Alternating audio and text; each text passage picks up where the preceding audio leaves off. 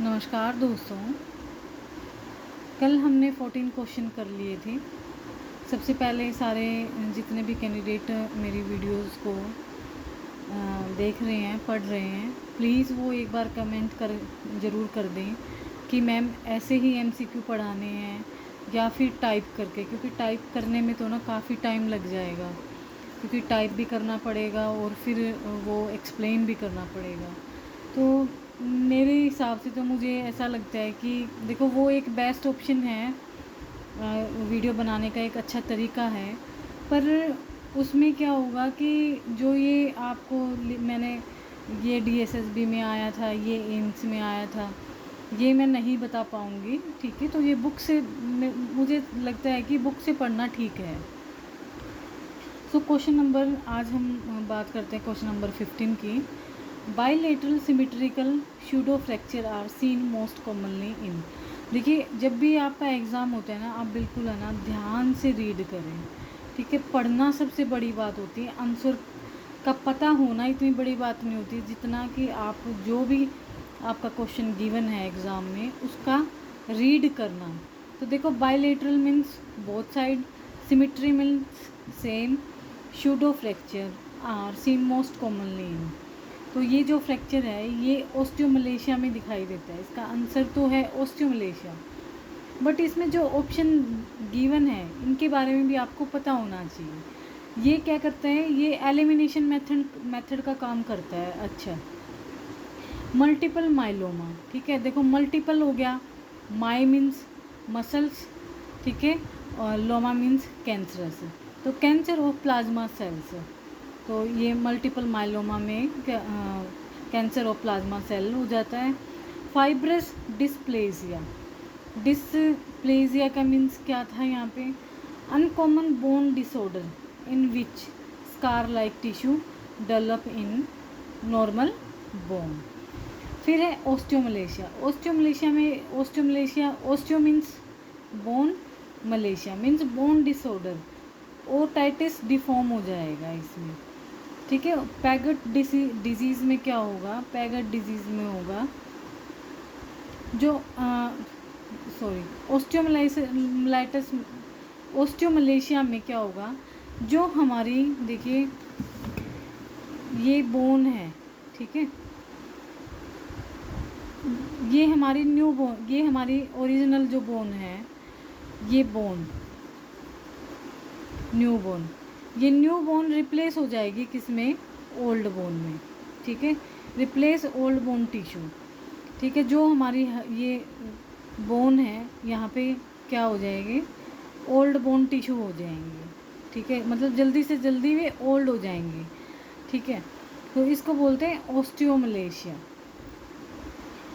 पैगट disease which scar like tissue develop in normal bone. तो ये आपके एलिमिनेशन मेथड में काम आएगा। आप इस तरीके से ही अपनी जो भी आपके ऑप्शंस आते हैं उन ऑप्शंस को चारों को ही पढ़ो। देखो क्वेश्चन है एक, पर बन गए कितने, 4। एक क्वेश्चन ये, एक ये, एक ये, एक ये, एक ये, तो 4 ही आपको पता लग गया। पैगट डिजीज़ का भी पता लग गया, ओस्टियोमलेशिया का भी, फाइब्रस डिस्प्लेशिया का भी और मल्टीपल माइलोमा का भी।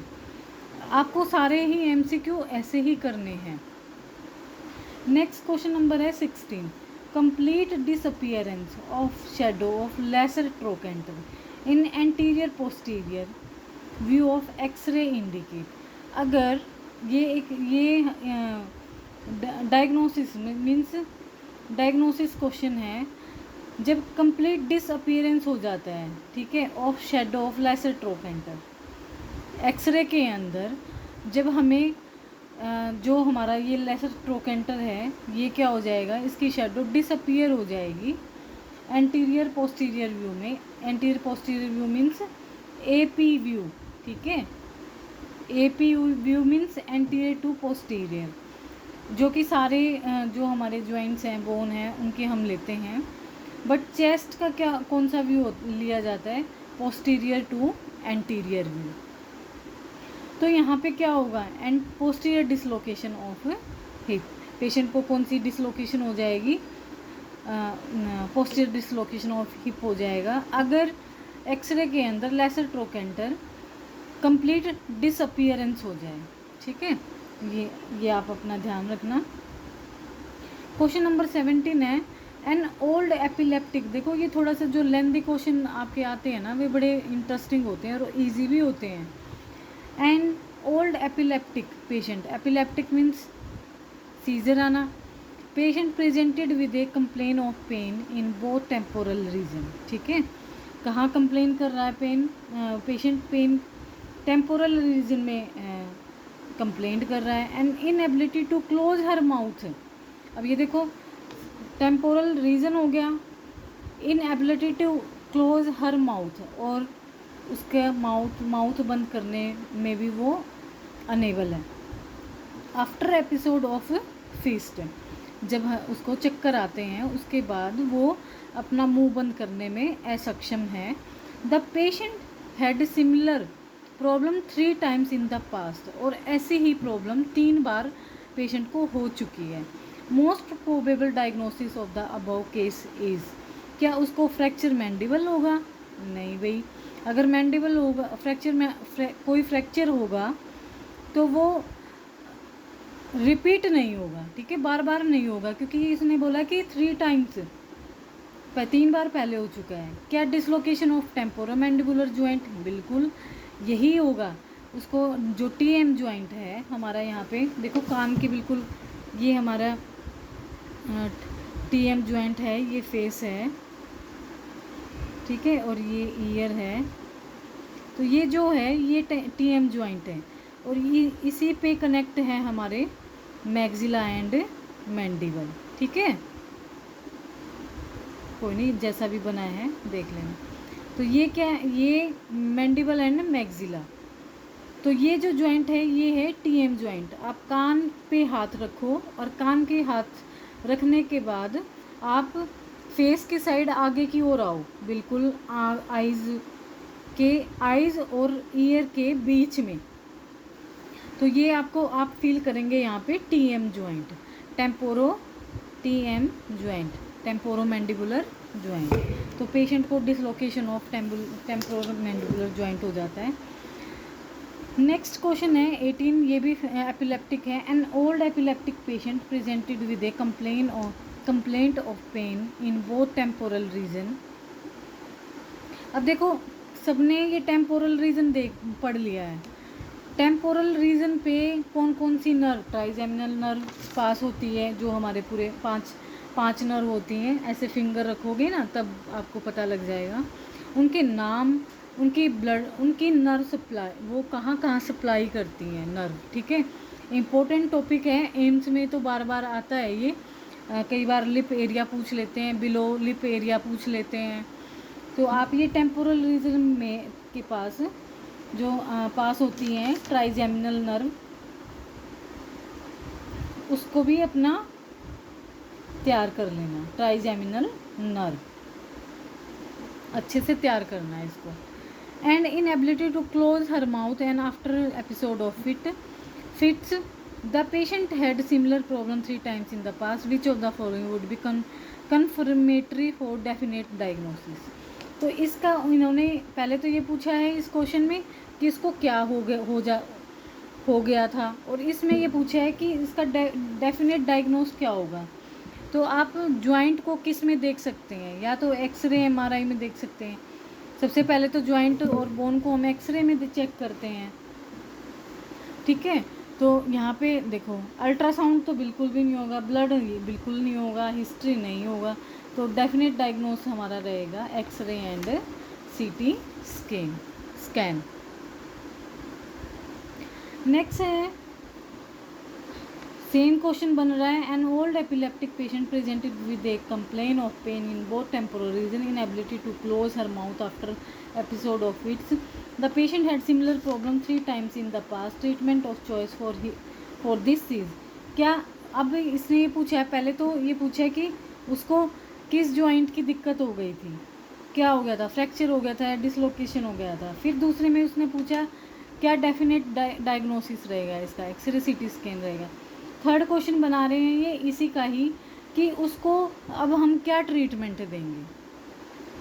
Close reduction and plaster of Paris cast, close reduction and bandage. देखो क्लोज रिडक्शन हो ही नहीं सकता, प्लास्टर ऑफ पेरिस मुंह पे लगा ही नहीं सकते, रिडक्शन एंड बैंडेज नहीं हो सकता, open reduction and internal fixation ये भी नहीं। तो इसमें क्या आपको अच्छा लग रहा है, इसका ऑप्शन लग रहा है आर्थ्रोप्लास्टी ऑफ टीएम जॉइंट। तो आर्थ्रोप्लास्टी का मीन्स क्या है, एक आर्टिफिशियल जॉइंट जो आजकल जैसे कि सबसे पहले घुटने भारत में अटल बिहारी वाजपेयी ने बाहर से करवाए थे, यहाँ पे थी नहीं ये सुविधा। तो अटल बिहारी वाजपेयी के ही जो हमारे प्रधानमंत्री रह चुके हैं, उनके घुटने बाहर चेंज हुए थे और उन्होंने ये कहा था जब वो चेंज करवा के आए थे कि भारत में ऐसी सुविधा लेके आऊँगा कि वहाँ पे उनके घुटने बहुत महंगे चेंज किए थे, पर भारत में आने के बाद उन्होंने ये बोला था कि भारत में भी आर्टिफिशियल जो जॉइंट्स हैं वो चेंज होंगे और वो भी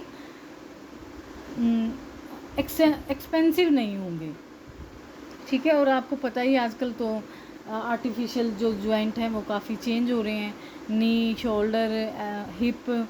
तो आर्थ्रोप्लास्टी का मीन्स है आर्टिफिशियल जॉइंट।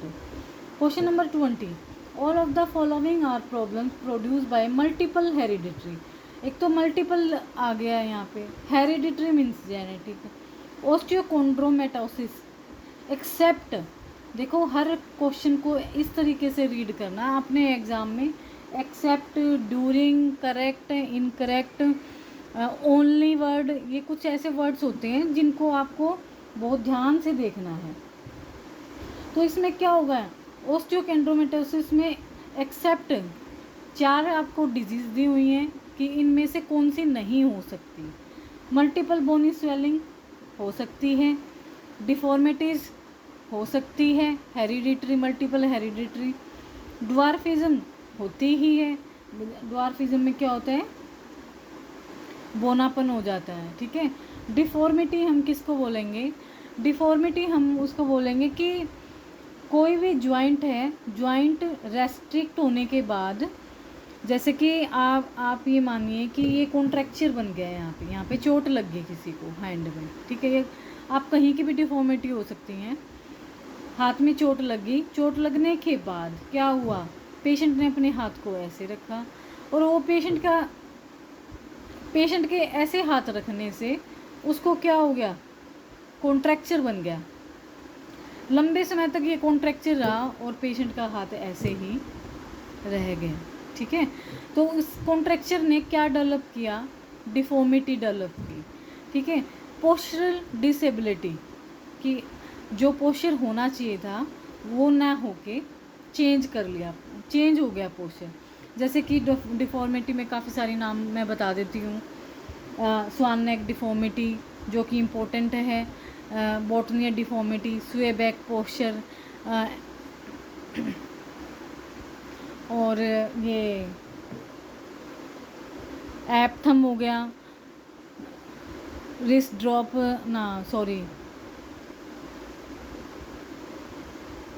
काफ़ी और भी बहुत सारी जो डिफॉर्मिटीज़ हैं वो आपकी इसी तरीके से आती हैं, और सारी डिफॉर्मिटीज़ आपको पढ़ के जानी है, ये इम्पोर्टेंट टॉपिक है डिफॉर्मिटीज़ का। फिर next question, the fascia which is generally not involve in Dupuytren contraction, ठीक है, ये भी इम्पोर्टेंट है, डुकेरियन एंड डुक्टेरियन, ठीक है, डुकेरियन एंड डुक्टेरियन, तो ये दोनों भी आपको करने हैं। तो ये डुक्टेरियन कॉन्ट्रैक्चर में क्या हो जाता है, Cleland ligament, Grayson ligament, spiral band, ठीक है। सबसे पहले डुक्टेरियन कॉन्ट्रैक्चर का आपको पता होना चाहिए कि ये कहाँ होती है, ये 4th 5th फिंगर के टेंडन में होती है, ठीक है। पहले 4th फिंगर के टेंडन में होती है, फिर ये बढ़ती बढ़ती 5th में आ जाती है और लास्ट में ये मिडल में आती है। तो इसमें क्वेश्चन बन सकता है आपका कि डुक्टेरियन कॉन्ट्रैक्चर जो टेंडन है, initial stage initial stage finger. तो सबसे पहले आपकी इनिशियल जो स्टेज फिंगर है वो है आपकी रिंग फिंगर, ठीक है। सेकंड है आपकी लिटिल फिंगर और थर्ड है लास्ट आपकी कौन सी है, मिडल फिंगर, ठीक है। एक क्वेश्चन तो ऐसे बन जाएगा। तो इसमें क्या हो जाता है, इसमें जो ये हमारे टेंडन होता है ना, ये टेंडन फ्लैक्सर टेंडन, इसकी थिकनिंग हो जाती है, या तो थिकनिंग हो जाएगी, थिकनिंग होने के बाद स्वेलिंग होगी, स्वेलिंग होने के बाद पेशेंट को पेन होगा और काफ़ी लंबे समय तक रहते रहते जो टेंडन है वो क्या हो जाएगा, टाइट हो जाएगा और टाइट होने के बाद वो फिंगर को डिस्टर्ब करेगा। तो ये इसमें है Cleland's ligament, Grayson ligament, spiral band, all of the above. तो इसका आंसर है आपका all. The fascia which is generally not involve, ठीक है। तो यहाँ पे not involve in Dupuytren contrast, इसमें ये तीनों के तीनों इन्वॉल्वमेंट नहीं होती हैं, तो इसलिए हमारा आंसर है all of the above. Next question है pitch with valgus extension overload syndrome are most symptomatic due to, ठीक है। देखो सबसे पहले ये देखो ओवरलोड या फिर ओवर यूज सिंड्रोम, ओवरलोड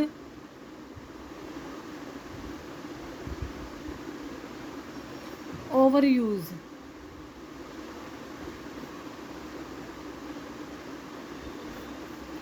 तो ये दोनों क्या हैं, दोनों सेम हैं बिल्कुल। ओवर मीन्स ओवर यूज, ठीक है। ओवर यूज कहीं किसी भी टेंडन पे, किसी भी मसल पे जब ज़्यादा वर्क कर रहे हैं तो वो ओवरलोड सिंड्रोम या फिर ओवर यूज सिंड्रोम बोला जाता है।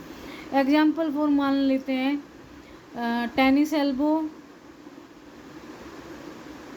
Golfer elbow,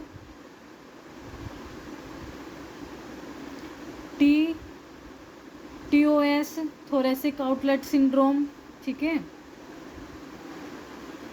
and complex regional pain.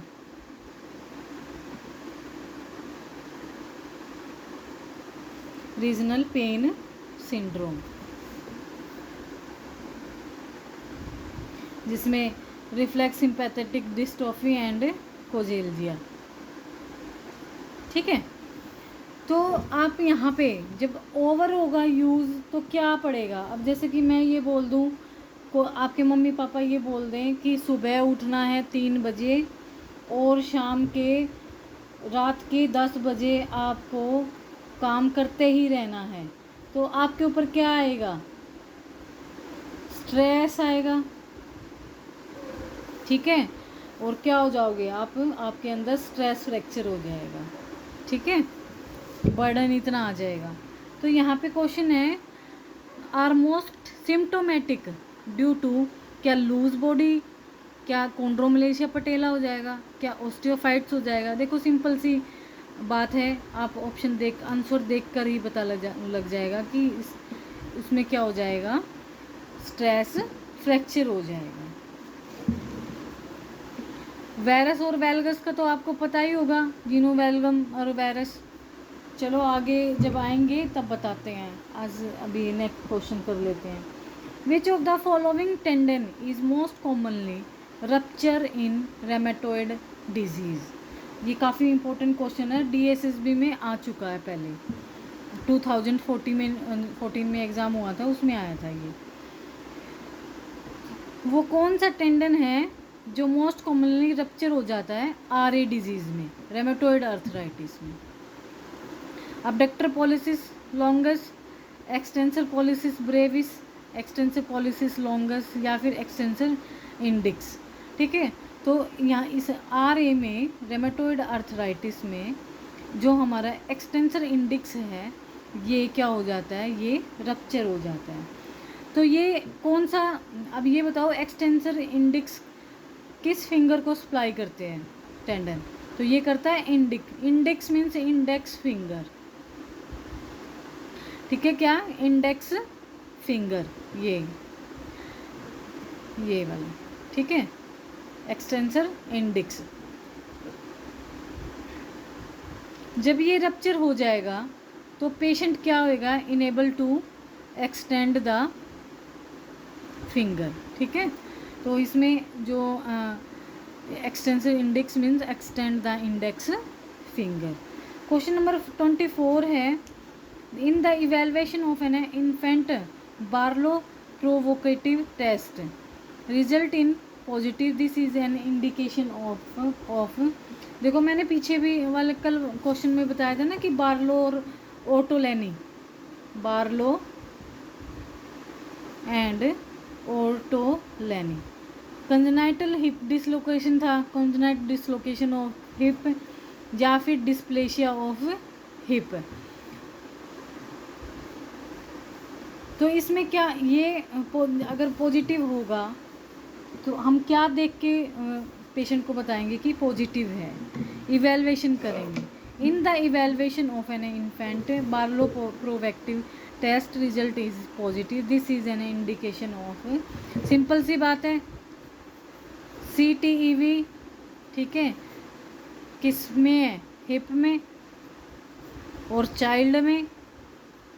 तो यहाँ पे आंसर रहेगा आपका hip instability, sorry hip instability, knee instability, shoulder instability, wrist instability. तो हमारा आंसर यहाँ है हिप स्टेबिलिटी। नी इंस्टेबिलिटी में ACL टियर, शोल्डर इंस्टेबिलिटी में डिसलोकेशन, रिस्ट इंस्टेबिलिटी में कार्पल इंस्टेबिलिटी, जो हमारे कार्पल बोन है, कल 8 स्नेल लता टिंडे पका तेरे टिंडे कच्चे हैं, उनकी इंस्टेबिलिटी रिस्ट में हो जाएगी और वो चेक करेंगे किससे, वेटसन टेस्ट से। क्वेश्चन नंबर 25 है, the primary benefit of CPM after ligament reconstruction. So आपको ये बताना प्राइमरी बेनिफिट, सबसे पहला बेनिफिट बताना है CPM का। CPM means continuous passive movement है। DSSB वालों के एग्ज़ाम में CPM की फुल फॉर्म आ सकती है after ligament reconstruction. Ligament reconstruction के बाद प्राइमरी बेनिफिट क्या रहेगा CPM का? क्या पेन मैनेजमेंट? नहीं जी। Edema reduction? नहीं जी। Reduction of adhesion formation? Yes. तो वो क्या करेगा, रिडक्शन करेगा एडेशन फॉर्मेशन की। The etiology of periarthritis of shoulder is, most important topic है पेरीआर्थराइटिस। प्राइमरी स्टेज है पेरीआर्थराइटिस, ठीक है, और फ्रोजन, फ्रीज, फ्रोजन एंड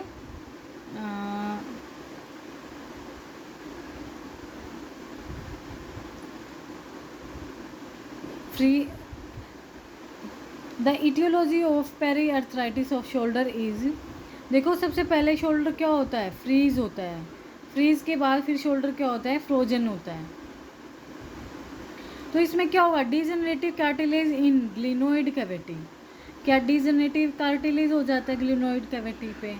क्या इन्फेक्शन हो जाता है शोल्डर जॉइंट पे? क्या फ्रैक्चर और सर्जिकल नेक ऑफ ह्यूमरस हो जाता है? नहीं। क्या इडियोपैथिक? यस। इसका कॉज क्या है, इडियोपैथिक। क्वेश्चन नंबर 27 है, Erb's palsy is due to injury of, ठीक है, ये कभी कभी एग्ज़ाम में आ जाता है, DSSB में आने के चांस हैं। Erb's palsy is due to injury of, सबसे पहले आपको ये पता होना चाहिए अपर ब्रेकियल प्लेक्सिस इंजरी है। ये कौन सी है, अपर ब्रेकियल प्लेक्सिस। और वो ब्रेकियल प्लेक्सिस कहाँ से पास होती है, वो शोल्डर से पास होती है, आर्म पिट से। C5 और C जो C6 रूट जो लेवल है, इनकी दोनों की क्या हो जाती है, एब्स पाल्सी इंजरी हो जाती है। तो आंसर इज अपर रूट और brachial plexus involving C5 and C6। आपको क्या करना है, आपको नर्व पढ़नी है, ब्रेकियल प्लेक्सिस नर्व, ठीक है। जब आप ब्रेकियल प्लेक्सिस नर्व पढ़ेंगे तो आपको ये दो कंडीशन भी आ जाएंगी, Erb's palsy and Klumpke's palsy.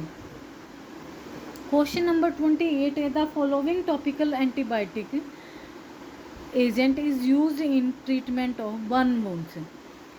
तो जब पेशेंट जल जाता है, ठीक है, बर्न वुंड्स बन जाते हैं, तो हम उसको टॉपिकल एंटीबायोटिक कौन सी बताएंगे?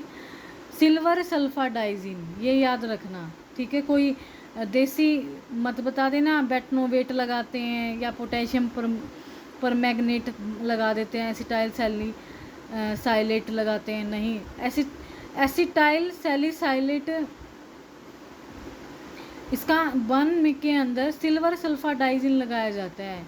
और कितने भी परसेंटेज बर्न से याद आता है, बर्न की परसेंटेज ज़रूर करना आप साथ के साथ, ठीक है, कि कितनी परसेंटेज बर्न होता है, upper limb, lower limb, thorax, lumbar, back region, reproductive region, ठीक है। तो ये सारा करना। और कौन सी यूज़ करते हैं टॉपिकल एंटीबायोटिक? सिल्वर सल्फाडाइजिन। नाम पूछ लेते हैं। और वैसे देखो मेडिसिन के नाम तो आप सबको पता भी होने चाहिए। इन केस कभी किसी को बताना पड़ जाए तो आप उसको लिख के एडवाइस कर सकते हैं कि आप सिल्वर सल्फाडाइजिन ट्यूब लेके आएँ और वो लगाएं। क्वेश्चन नंबर 29 है, a man slipped while walking developed swelling immediately in the knee joint. Structure most probably injured is a man, एक आदमी स्लिप हो जाता है while walking के टाइम पे, डेवलप swelling, उसको सूजन आ जाती है, इमीडिएटली, एकदम, इन द नी ज्वाइंट पे। तो स्ट्रक्चर मोस्ट प्रोबेबली कौन सा इंजर्ड होगा? क्या एंटीरियर ACL इंजरी हो जाएगी? हो सकता है मीडियल मेनिस्कस, लेटरल मेनिस्कस या कोलेटरल लिगामेंट, ठीक है। तो इसका आंसर होगा आपका ACL इंजरी, ठीक है। क्या होगा? ACL injury. The position of lower limb in osteoarthritis, ठीक है। द पोजीशन, इसमें क्या पूछा गया है? पोजीशन पूछी गई है आपसे of lower limb in osteoarthritis. तो पोजीशन रहेगी flexion, adduction and internal rotation, extension, adduction, external rotation. इसमें रहेगी flexion, abduction and external rotation, ठीक है। तो लोअर लिम में ऑस्टियोआर्थराइटिस मीन्स बो लेग हो जाना, ठीक है। बो लेग ऐसे ही तो होता है और नोकनी ऐसे होता है। तो क्या हो गया? फ्लेक्शन हो गया, ठीक है, अडक्शन हो गया, सॉरी, फ्लेक्शन, अबडक्शन एंड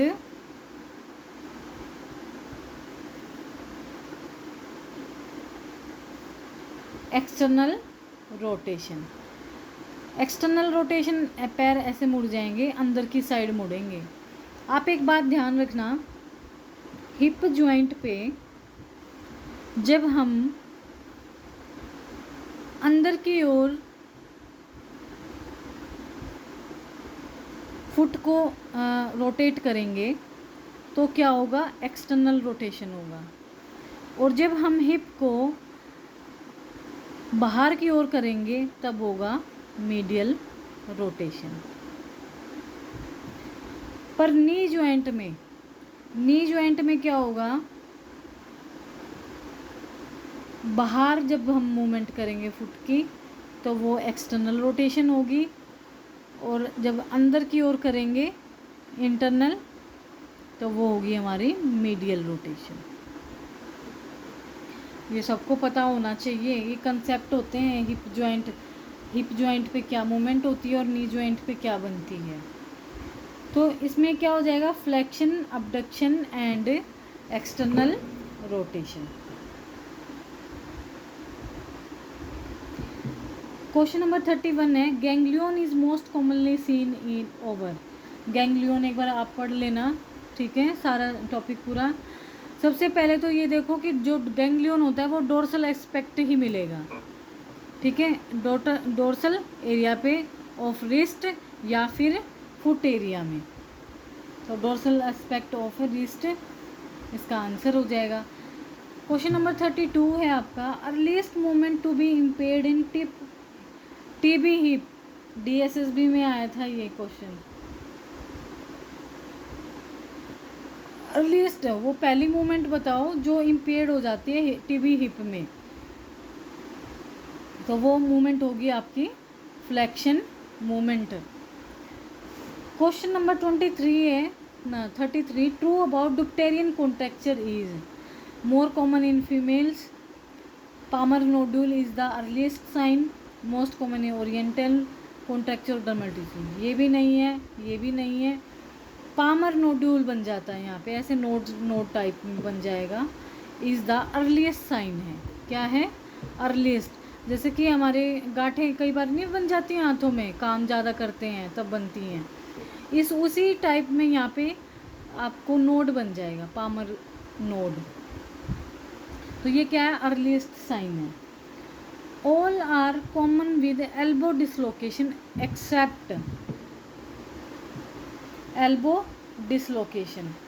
तो किस किस में हो सकता है dislocation?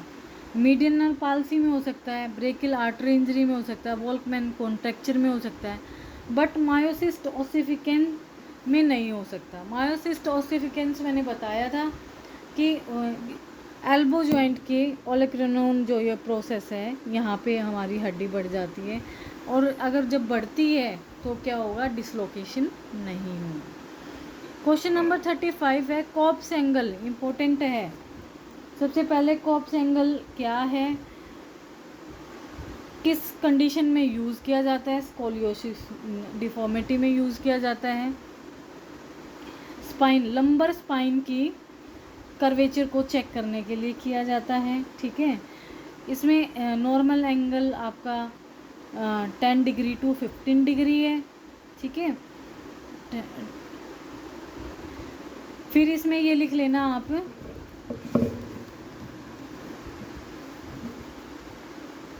10 degree to 15 degree normal, ये आता है question.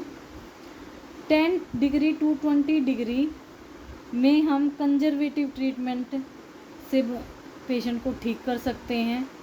Conservative treatment means without surgery, ठीक है। एंड 30 टू 40 डिग्री में हमें सर्जिकल की ज़रूरत पड़ती है, ठीक है। ये आप लिख लेना। ये ऊपर नीचे है ना हो जाते हैं, आप जब एग्ज़ाम दोगे ना ये डिग्री ऊपर नीचे कर लेते हैं, तो इनको थोड़ा आप ध्यान से पढ़ना, ठीक है। अगर आपकी कोई एक रेफरेंस बुक है तो उस रेफरेंस बुक से और अच्छे से पढ़ लेना, क्योंकि ये जे महेश्वरी से है। तो जैसे कि कभी दे दिया यहाँ पे 30 की बजाय 35 दे दिया जाए, या 10 डिग्री टू 22 दे दिया जाए, ठीक है, थोड़ा कंफ्यूज करने के लिए। तो ये थोड़ा सा ध्यान रखना आप। नेक्स्ट क्वेश्चन है myositis ossificans traumatic is commonest in which of the following joint. तो देखो ये बता चुकी हूँ मैं, एल्बो ज्वाइंट। नेक्स्ट है myositis ossificans traumatic is most frequent in elbow dislocation in which of the following muscle.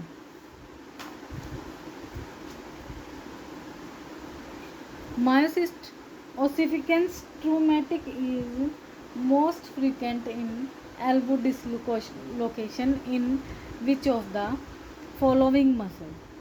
तो वो सबसे पहले तो देखो आपको ये पता होना चाहिए कि हमारी जो triceps, biceps, ब्रेकियोरेडियलिस, brachialis, pronator teres, इनकी ओरिजिन इंसर्जन कहाँ है? तो इसका आंसर रहेगा आपका ब्रेकियलिस, ठीक है। नेक्स्ट क्वेश्चन हम करते हैं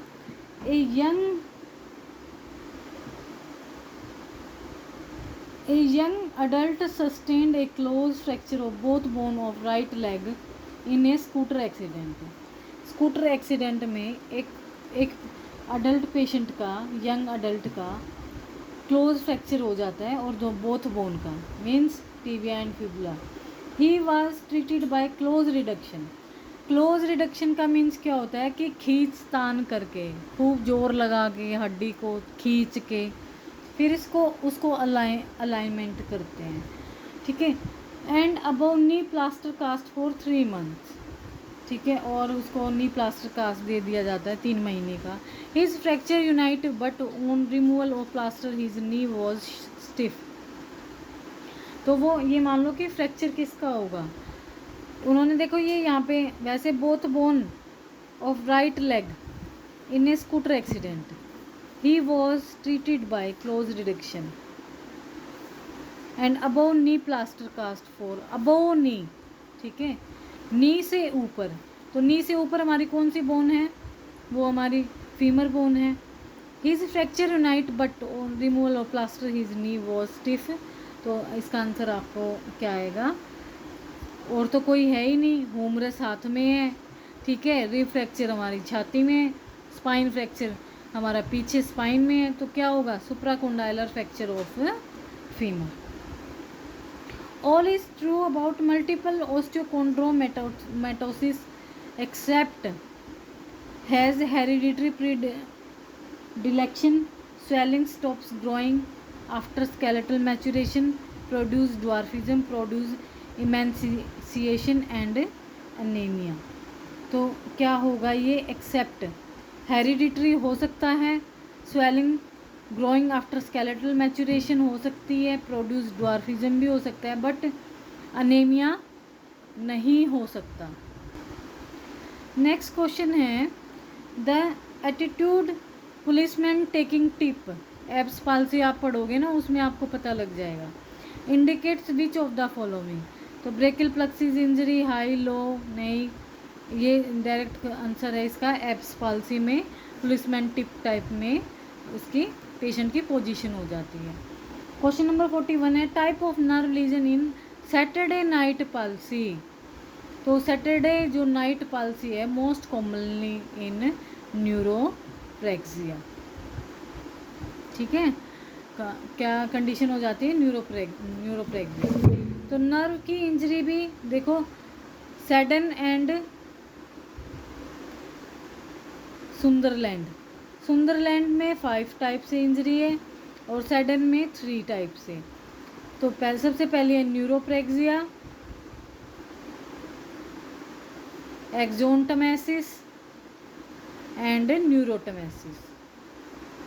जो न्यूरोप्रेक्सिया है ये इन